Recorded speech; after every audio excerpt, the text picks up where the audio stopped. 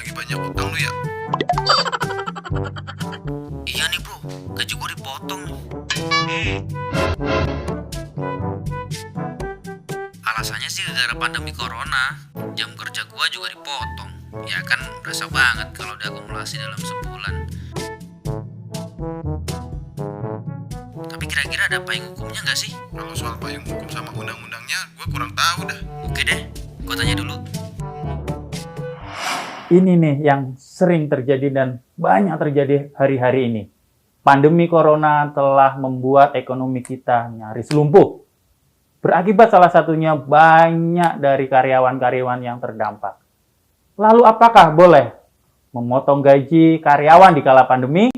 Untuk tahu jawabannya bersama kita Bang David Tobing, seorang pengacara kenamaan di Indonesia. Apa kira-kira jawabannya Bang David? Iya, terima kasih Mas Andi. Jadi memang perlu kita lihat masa pandemi yang mulai kira-kira Maret 2020 itu, ya 1 tahun lebih, sudah mengakibatkan ketidakpastian dunia usaha. Berdasarkan catatan Kadin 2020 bulan Oktober, itu sudah 6,4 juta karyawan yang di PHK. Itu berdasarkan catatan Kadin. Artinya apa? Memang ketidakpastian dunia usaha ini mengakibatkan kerugian dan juga berdampak besar kepada pekerja. Sehubungan dengan pertanyaan tadi, bisakah gaji dipotong atau upah dipotong selama masa pandemi? Surat edaran dari Kemenaker itu sudah jelas mengatakan bahwa memang dalam masa pandemi, menghadapi masa pandemi ini, perusahaan bisa mengatur waktu kerja, bisa juga mengatur atau menyesuaikan upah pekerja. Namun demikian ada catatannya, harus kesepakatan antara pekerja dengan perusahaan. Nah, kalau tadi pertanyaannya bisa dipotong atau tidak, ya bisa, yaitu dengan kesepakatan.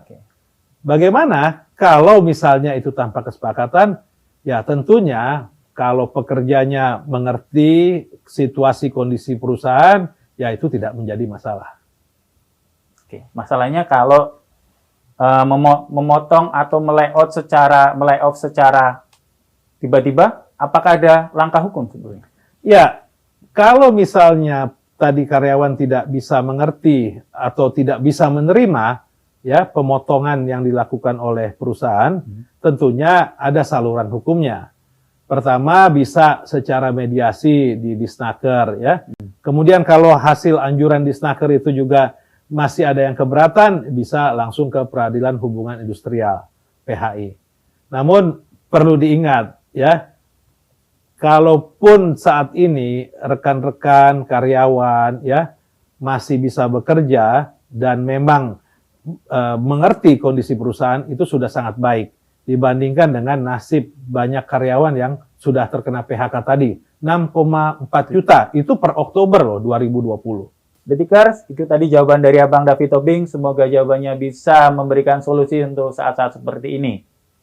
Bagi Anda yang masih punya masalah hukum atau mau terhindar dari hukum, maka bisa mengirim pertanyaannya ke email di bawah ini, dan kami akan menjawab, akan menanyakan kepada para ahlinya, para pakar di bidangnya. Salam Detik Advokat.